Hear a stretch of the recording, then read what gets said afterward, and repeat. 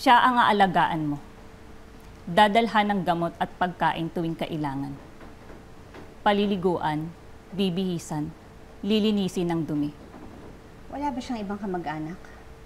Hindi kasama sa trabaho mo ang magtanong. Pag narinig mo to, puntahan mo siya. 3 katok, kailangan kanya.